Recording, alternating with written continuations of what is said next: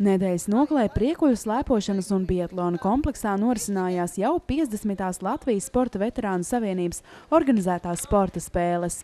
Šoreiz dalībnieki 10 vecuma grupās sacentās distanču slēpošanā un noslēgumā arī 4x2 km stafetes slēpojumā.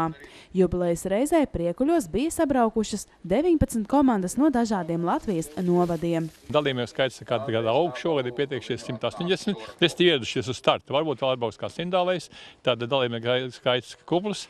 Viss vecuma pakāpes ir, un mēs esam gandrīti, kad vecākā dalībniece būs Helēna Sermole, jeb kā jūs pazīstamā zvejniece, 82 gadi.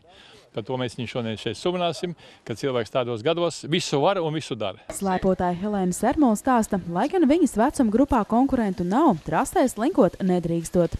Ja reizēs uzkāpis uz slēpēm, tad sacensībās jācenšas uzrādīt pēc iespējas labāku rezultātu. Man jau šodien tas tāpat kā es ikdienā paslēpoju, pabraucu, priekš savas veselības, priekš mundra garastāvokļa, atcerēties jaunību un vienmēr būt jaunam.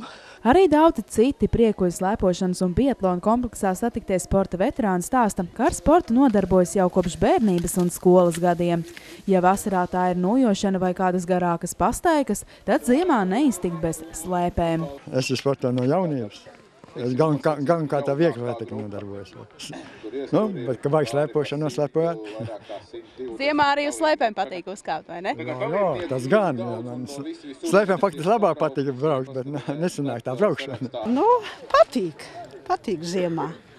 Patīk. Mežs tā ir mana otrā māja. Tā var teikt.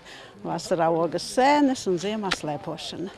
Sacensību organizatori uzsver, ka ir gandarīti, ka dalībnieku skaits ar katru gadu pieaug un uz slēpēm redzami aizvien vairāk jaunieši. Tomēr pieredzējušie slēpotāji atzīst, ka savulaik šis sporta veids bijis daudz populārāks. Tie, kas grib, tie atbrauc šeit vai Žagarkalnu tur, bet skolā mēs neslēpojam. Noteikti lauku skolās vairāk. Man ļoti žēl, ka tā ir, bet tā tas ir. Bija arī tādi laiki, kad nebija ziemas, tāda krīze, nav inventāra un tādā veidā, un tā mums tā slēpošana ir drusciņ paikusi. Tomēr pēdējos gados par sniega trūkumu ziemā sūdzēties nevar. Līdz ar to arī ir cerība, ka slēpošana gan kā sporta veids, gan arī kā brīvā laika pavadīšanas iespēja kļūs aizvien iecienītāks.